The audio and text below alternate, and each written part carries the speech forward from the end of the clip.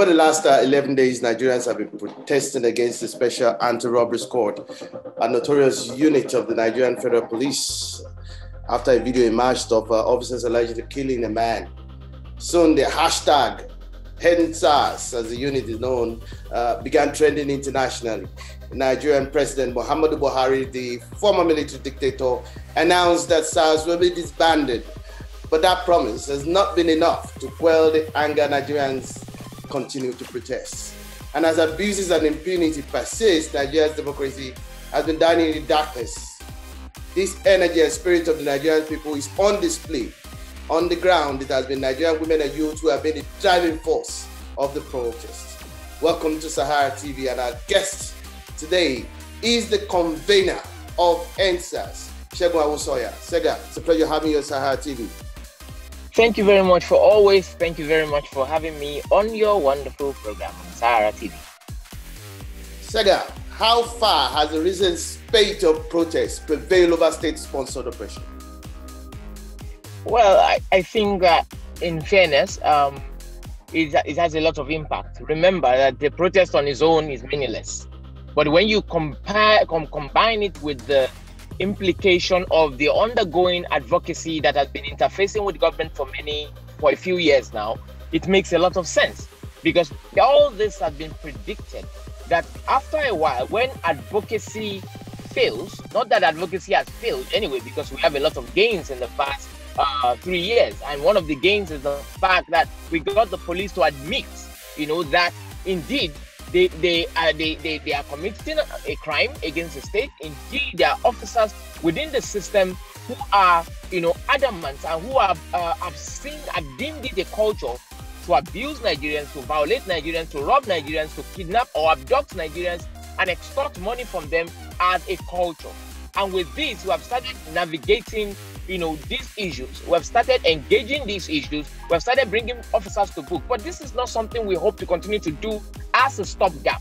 This is something we want to end as a whole, which is one of the reasons why we identified the growth pole to say that SARS, which means end impunity, operating themselves, and all tactical squads that were affected, should be shut down and be reviewed. In other words, subject them to psychological evaluation, to retrain them, and then those ones that we know we can salvage, we can now bring them redeploy them into a different part of the system that will not affect the lives of our civilization and our people.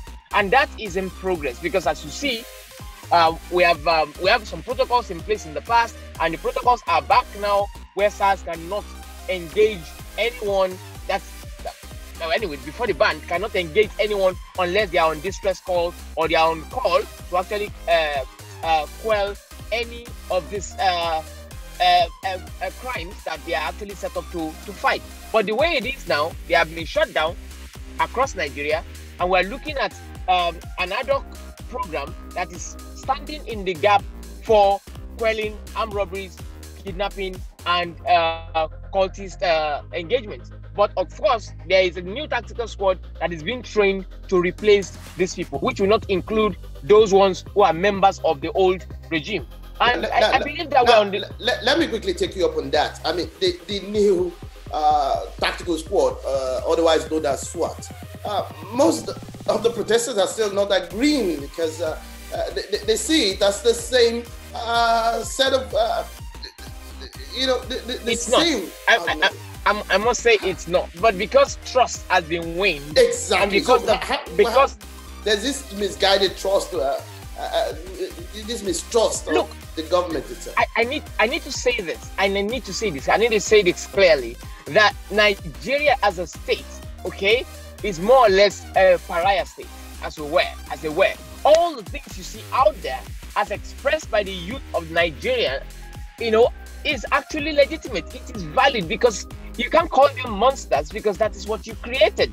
You can't call them bad, because that is exactly how you made them to be. Our youth don't have jobs, our youth don't have engagement, our youth are attacked, our youth are prejudiced, our youth are profiled, our youth are persecuted by those who are supposed to protect them. And this pent-up anger of a lot of social vices and so many things that have been happening has now led to a tipping point where they felt that it is now time for them to come out and express themselves to the government and prove that they are not lazy youth. This is not a bad thing. But the only issue here is that there is a very thin line between expression of their discontent and the euphoria of being lost in the frenzy towards to the point where you are beginning to exercise, antics that show that you are not different from what you are criticizing. And this is one of the reasons why an organization like ours, who have been there for years, who have been doing advocacies and intervention for years and preparing the youth for a day like this, are saying that you simply need to be very, very circumspect about the way you do things. If you say that even at war, there are rules of engagement, if you say that these are our demands, for example, and government moves to engage those demands, especially demands that cannot be done or achieved immediately, once this process has started, you need to shift ground a little bit. Because if you don't, it shows that you have failed to understand how the state works. Because how the state works is simple. The moment you say you want something as citizens and you begin to see drives towards that, you shift your ground a little bit, because indoctrination is what makes you feel that the winner takes all is what actually you should be gunning for. But that doesn't bring peace. You need to begin to shift down and concede to certain things. I am not saying, and I don't have the right. Now, let me seek your clarification on this before we actually delve into the issue of actually shifting ground. I mean, 10 persons have died according to a report by Amnesty International during the course of this protest, as a matter of fact. Now, how does the rebranded police unit, otherwise known as SWAT now, how does that constitute reform? Let's get that. There is no, that's not reform. And you see, some of this communication by the police were most probably misrepresented or mispublished. Let me just put it that way. Because it is one thing, they are doing one thing, but to communicate that thing strategically enough to persuade or assuage the angst on the street, it has become a little bit impossible. Because the idea is not just about SWAT. In the security parlance, people use words like SWAT, not because they have created a SWAT team that mirrors America, but simply because they have created something in the likeness of a tactical squad. So they call it SWAT, which means these are people that you don't get to see, but they come, they do what they need to do, and they go back indoors. That's exactly what it means. It doesn't necessarily mean that they have created something overnight that is an ideal, but they are looking at what is doable in the meantime. And I'll give you an example. In the reality of the South is that SARS are terrible because of the experience that we have. We are not saying they are all bad, but majority of them, the experience we have, we cannot forget them. So because of that, we want it to be shut down.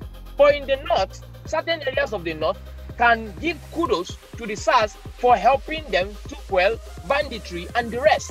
So when you say end SARS, you are actually assaulting them by saying you don't like them to have their peace. Because those who are giving them peace, you are asking them to go. And the same way when they say reform SARS on their side, we feel they are insensitive to our plight because we are dying in the South. Of course, the advocacy is saying we see both sides. You both have valid points, but let us meet somewhere. SARS must go. We have lost too many people. Akuzu is there. Abattoir is there. We are still doing investigation. A lot of murderers are still walking the street free of charge without prosecution. We also have our laws that are not being implemented. Anti-Torture Act of 2017 till date has not brought one person to book. And all these kind of things does not encourage anyone to believe in the system. So because of that, in good faith, let us shut down the SARS and then reconstitute them and ensure that by the time they come back into work, for those who will make it, they will represent the people, they will protect the people, and they will know that they are serving the people. And to go that, and the law that we have now, the police reform bill, that's the Police Act 2020, the law does not give room for impunity, because it was the three fundamental objectives of the law is simply to reposition the police for enhanced service delivery, to ensure that they work accountably and transparently, to ensure that they uphold the rule of law and fundamental human rights according to the African Charter, and thirdly, to collaborate with the members of the public and also civil society organizations in order to ensure that justice is served and service is actually delivered. Now, So with this, let me ask you, because this is on the minds of many Nigerians. We'd like to get your view on it. Will scrapping SARS stop the menace? And what kind of reform or surgical intervention is needed at this time, considering the fact that there's so much rot within the Nigerian police force itself? Sir, And I'm sure you're familiar. I'm sure you're familiar with the advocacy. If you are familiar with the advocacy, it is not just end SARS. It is not as open-handed or as simplistic as that. It is end SARS, reform police NG. The end SARS is an objective which we have achieved now by shutting down the impunity of SARS and the tactical squad. Remember, before now, they shut down across Nigeria the IRT and STS based on their extortion, based on their abduction, based on their brigandage and the rest of it. So these things have been engaged over time. We did not have to block roads or protest on the street to achieve all the milestones. Remember, there's also a protocol in place where victims or survivors of SARS or other police officers who abuse them, once these things are reported, that within 24 hours, we get them justice. We recover money and we do all this. But again, with the laws, we don't have to be doing them in piecemeal anymore. It becomes an institutionalized thing whereby over time, because you are engaging culture, over time, people will begin to sit tight to realize that you can never get away with your crimes. So again, it is not just about ending SARS. It is about shutting down SARS, shutting down the culture of impunity, and engaging Nigerian police itself towards a reform. Reform is a journey, and it's not something you can achieve overnight. It's something you need to begin to engage with a legal framework or legislative framework, which you have created already. So with this, we continue to engage the welfare, engage the living conditions, engage their pensions, engage their salaries, engage their mindset, buy equipment, ensure that they are trained and retrained, and all that is required. Today, you bear with me that the budget of the Nigerian police doesn't really get passed. Only 30% of them or less gets passed. How can you actually train people with that? Remember, this problem started under Obasanjo, or even before then anyway, when police were deliberately destroyed or discountenanced or removed or denigrated over the years towards the point that they no longer recognize themselves. This was an institution that have been the pride of nations before. But now look at them, there are so many silos, they can't even recognize themselves. They have become the lowest of, they are even at the lowest of their aim. And as it were, it will take a lot of intervention for us to unwind or to rewind the hands of, to draw back the hands of time for something that has been derelict for over 90 years. So for you to demand that an overnight change must come before you leave the street will not be fair. I would suggest that we should show goodwill. I am not saying leave the street. I cannot say leave the street because this is not part of the advocacy. The protest belongs to the people. If they choose to allow themselves to be infiltrated, good luck. But what we are saying, as an advocacy that have been protecting the vulnerable in society for years and will not put the lives of any Nigerian in danger, we are saying that we must not make this about anything else other than what we started with. Until, and the moment government begins to show goodwill, we must show goodwill in return. Don't allow the citizens of this nation begin to see or cast aspersion on this drive. Because the moment you start hurting people to get the attention of government, you are in the regions of Boko Haram. And we don't want that. That is not the idea. That is not the platform. That is not the advocacy. That is not what government understands this to be. Government ideally is seeing this as an extension of the advocacy, but this time around a feedback from the people who are directly affected, and they're saying, we hear you, we are engaging you, we are doing all that you've said. We have told the state governor, yesterday there was a government forum meeting yesterday where they agreed that this will be tackled on the state level, at least to compensate people, to recognize the fact that wrong has been done and to ensure that justice is served at the state level while they are making holistic reforms at the presidential level. So a lot of things are happening at the same time. And I believe that with this happening, people should be able to say, oh, we understand, we like the fact that our impact is being felt, and we are willing to at least shift grounds a little bit. Let people celebrate you. Let them drive through the city with their will in peace. And then always let them know that you are watching the implementation. That if at any time you find that government, is not doing what they ought to do or what they promised, we can always take back to the street. And I promise you, if that happens, if you give government the benefit of the doubt, and you say that in 30 days, in 60 days, or in 90 days, we will take back the street, we will lock down the entire country if certain things are not sorted. I am for that, because the country belongs to all of us. We are all Nigerians. And again, this thing that we're talking about, this fight we're fighting, is not just for the citizens, it's also for the police too. In 90 years, nobody has confronted the government until Social Intervention Advocacy Foundation started this movement. And with that, we have now built the courage of Nigerians to the point where they have owned that platform. And they are now saying that the protest is ours, it is faceless, it is leaderless. But again, leadership is responsibility. We cannot afford to use our own ideas and desires to hurt other people. There are other people too who are of the opinion that SARS should not be scrapped. If they decided to go and gather themselves, gang themselves up and start blocking roads, we will say they are doing wrong. And by the time crashes start happening, police will not stand by. Something must be done, and we don't want bloodshed. Ever since we have started the advocacy, not a single soul has been lost, despite all the achievements that we've had, despite the influence, despite the visible impacts that we've had. Do you know that today when I open the newspaper and I see SARS protesters killed, it hurts my feelings. It guts me, because that is not the plan. This is not who we are. And what I'm seeing playing out there, even though I'm seeing crowd and all, that is not what this is about. It is not about the fame. It is not about the frenzy. It is about the future of our children. And if we allow this narrative to slip away and be remembered as an attempt to take over the state, because I don't know how many roads you have occupied. You don't have the numbers. You have not taken over the government yet. I don't see why it is beginning to look as if you are in charge of the country now. You are not. So do you feel listening to you? So do you feel at this point in time that the protesters have actually lost focus? Because I mean, consider the fact that 2 days earlier you talked about the fact that the SARS protest itself has been hijacked and infiltrated. You made that statement earlier on too. Yes, I made that statement because has the protesters lost focus? The SARS protest is different from the advocacy. You cannot hijack an advocacy because it's a structure. You are not me. You are not the advocacy. You are not the collaboration. You are not the. You can't walk into government office say you are this. It's not. You don't interface with. They don't know you. You can't go in there. You don't welcome protesters. But what we're saying is this: you are stronger if your protest is connected to something legitimate, legal, and valid, based on the government. So they don't have any basis to come and attack you or to come and to misconstrue what you stand for. Because as you were, all we see now is emotion. But tie that emotion to substance. So that while you're on the street, you're coordinating with people, engaging government, so that you can understand when they do certain things and you can know how to shift on ground. That is how you achieve something, unless there's something selfish there. And again, there's no point where you say, this is where we are, this is what we want, and then the next day we keep seeing more demands. We keep seeing people saying, maintain the protest, sustain the protest.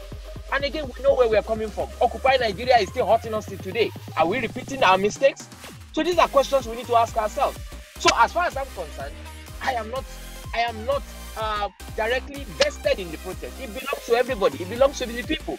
So if it has been hijacked by certain interests, good luck to the people. If that's how they want to be remembered, what they want to be remembered for.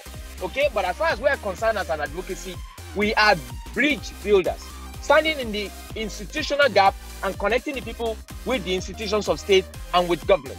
So if you really want us to show you, we're showing you what government is saying, we're showing government what you're saying, and we're also counseling you to say, this is where you are treading going wrong. You cannot be doing things that borders around treason and for us not to tell you. No. Because at the end of the day, when government begins to move, we will not be able to say, oh, how did we get here? So that's why we are counseling people and saying, government, please show restraint. Police, stop shooting at people. Understand the people. Understand how they got here. Understand that this is based on the failure of the state. Okay? And meet them somewhere. But again, when we tell government to meet you somewhere, you also must be ready to shift ground. Now, talking about the fact that the failure of the state itself, I mean, others are of the opinion that the rot itself, I mean, goes into the issue of accountability itself. There should be a probe of the system itself. Consider the fact that, for example, the police trust fund is being used as a slush fund by some of the kleptocrats, while police officers themselves are under-resourced and subjected to manifold deprivation. Police trust fund is a new bill, and the bill has a lifespan of 5 years. The first year when the bill was passed, okay, we facilitated this, so we know. The first year the bill was passed, we don't have a board to execute it. The moment the board were taken, I doubt if they've been able to do much, and I doubt if they have even started taking the deductions from the various sectors based on the percentage that has been allocated. So those things are the moving parts that we need to see, that will guarantee. Some of the police officers themselves, whom we've actually interviewed, says that the problem is not just about funds, it is about accountability. There should be an holistic probe into the existing funds and then reform. That's what I'm saying, sir. You don't probe what doesn't exist. This fund just started now, okay?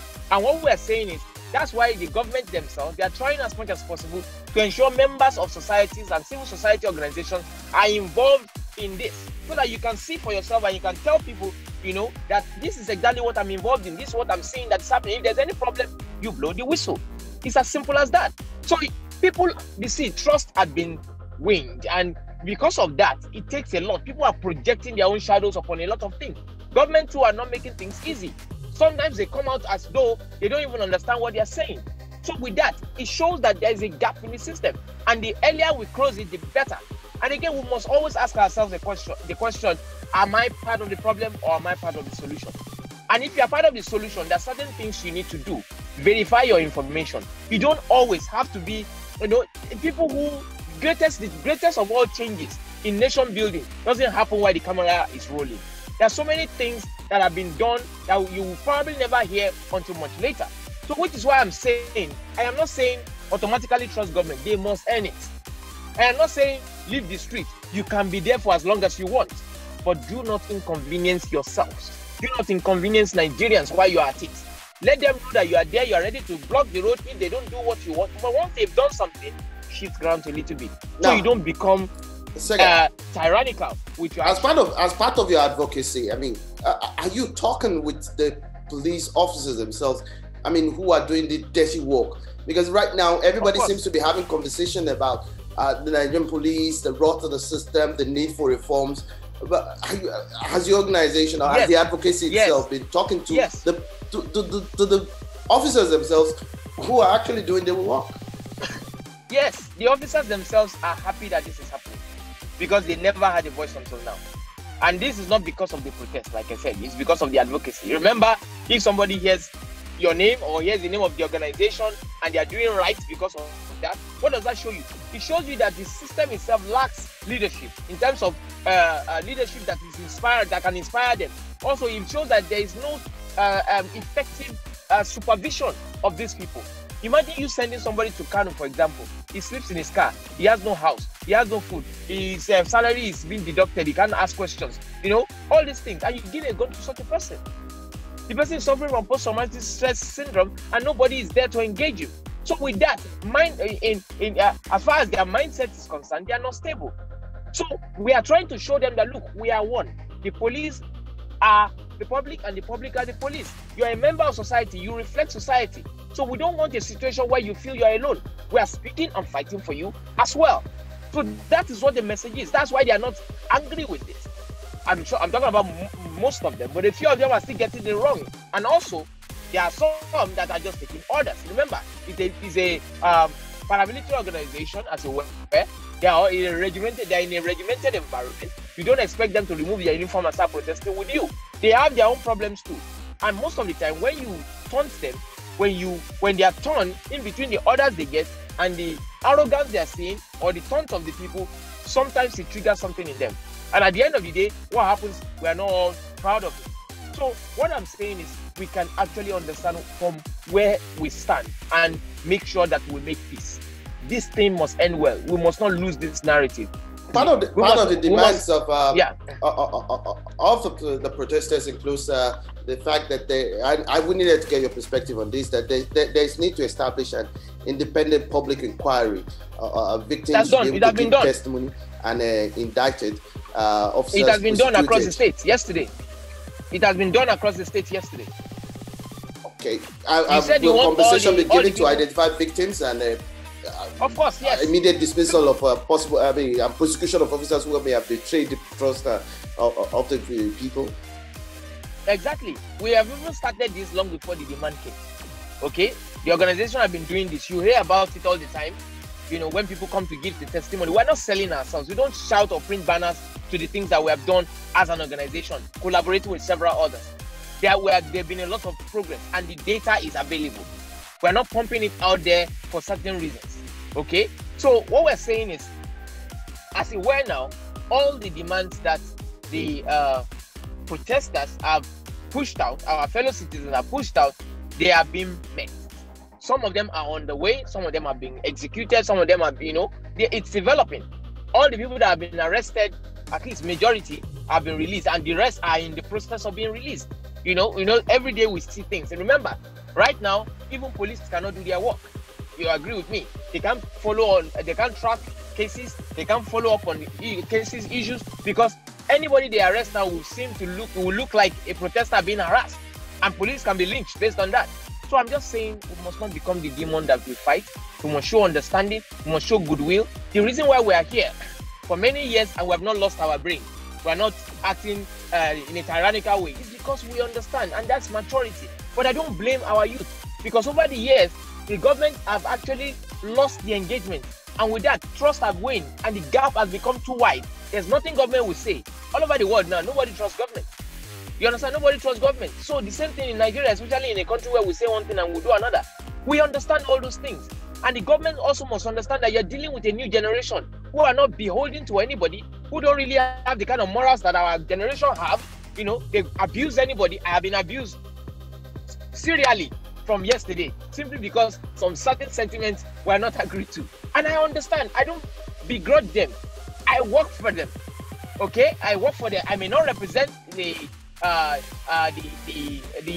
protests, but I represent an advocacy that is created, curated for the people to preserve lives and to protect the lives of the vulnerable in society.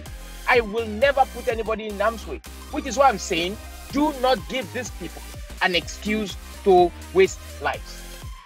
Do what you need to do, stand your ground, show that you have goodwill, and then don't begin to let people cast aspersion on what you are fighting for. Because the people you are living with now, if they feel so inconvenienced, they will cry up to government. And when they do, government will listen to their call. And when that happens, you become a sandwich in the middle. Everything that you have gained, you have lost. And that is just on the protest. In future, when we talk about protest, that is the picture that people will see, the gory picture.